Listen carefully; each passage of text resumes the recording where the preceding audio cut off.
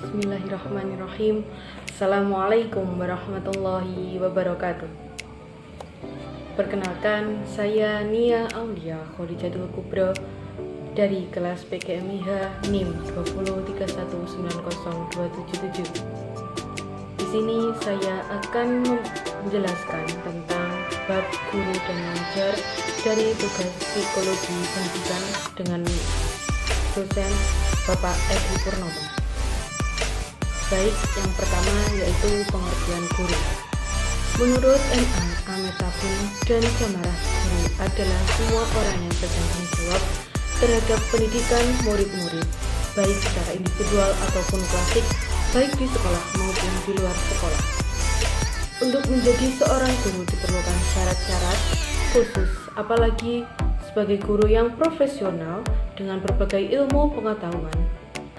Perlu dibina dan dikembangkan melalui ilmu pengetahuan tertentu. Kegiatan belajar mengajar, kualitas pembelajaran terletak kepada guru karena memegang peranan yang sangat penting. Walaupun unsur-unsur lain seperti kurikulum, tata usaha, sarana prasarana juga mendukung kualitas pembelajaran. Yang kedua yaitu kredibilitas guru berhubungan dengan tingkat kepercayaan. Tingkat kepercayaan masyarakat terhadap suatu profesi berhubungan dengan tingkat pelayanan maupun kemampuan seseorang dalam menguasai dan melaksanakan tugas. Yang pertama yaitu kredibilitas guru dibangun oleh guru secara pribadi dengan terus menunjukkan kemampuan dan dalam menguasai materi yang diajarnya dengan membuka wawasan untuk membuka pengetahuan yang lainnya. Kedua yaitu kredibilitas akan tampak pada kemampuan guru dalam merencanakan, melaksanakan, dan melakukan evaluasi setiap kegiatan pembelajaran secara baik. Yang ketiga yaitu rasa dan kesadaran untuk mencintai profesi dengan sepenuh hati. Yang ketiga yaitu atraksi fisik guru. Menurut C.P. Chapin mengumumkan bahwa atraksi adalah suatu yang memiliki kualitas yang bisa mendatangkan tingkah laku yang menyebabkan kecenderungan mendekati sumber perangsang. Komunikasi yang baik akan menunjang kelancaran proses belajar mengajar. Yang keempat yaitu kekuasaan guru. Kata kekuasaan diucapkan sebagai perspektif akan muncul untuk mengomentari kata tersebut. Masih banyak yang beranggapan bahwa kekuasaan berkaitan dengan posisi yang hierarki.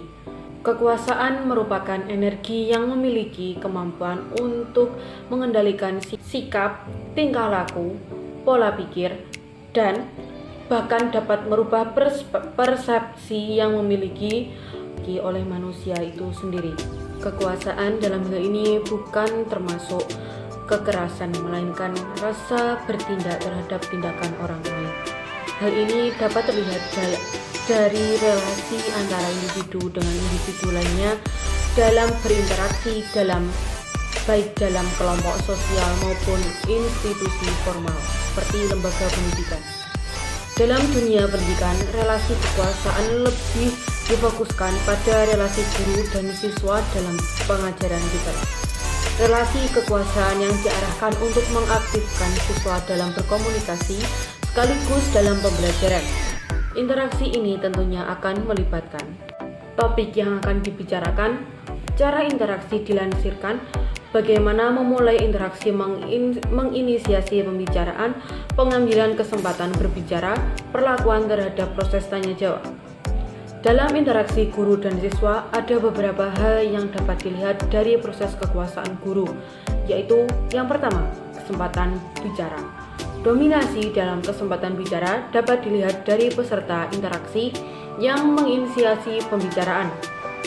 Data untuk kesempatan bicara adalah rasio antara guru dan siswa dalam penginisiasi interaksi, tipe interaksi yang terjadi setiap guru, siswa, guru.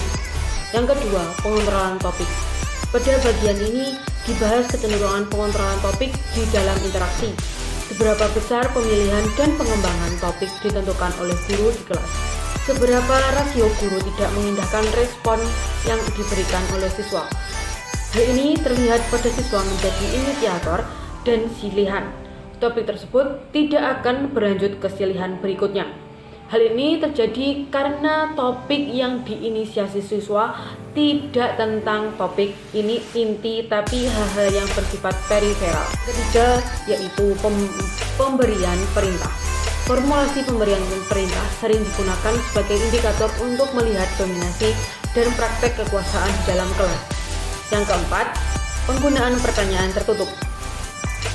Penggunaan pertanyaan juga menjadi penanda adanya fenomena kontrol dan kekuasaan dalam wacana.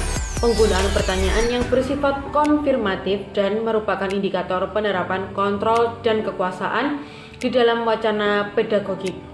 Yang kelima, korelasi terhadap jawaban siswa. Pada bagian ini, teknik dan koreksi terhadap jawaban siswa akan dibahas. Di dalam kelas yang didominasi oleh guru, koreksi cenderung langsung diberikan oleh guru. Sedangkan kelas yang lebih mendelegasikan tanggung jawab, siswa akan mendapatkan kesempatan yang cukup untuk melakukan koreksi terhadap diri sendiri dan rekan belajarnya. Yang kelima yaitu cara pandang guru. Kegiatan belajar yang berlangsung di sekolah bersifat formal, disengaja direncanakan dengan bimbingan guru dan bantuan pendidik lainnya.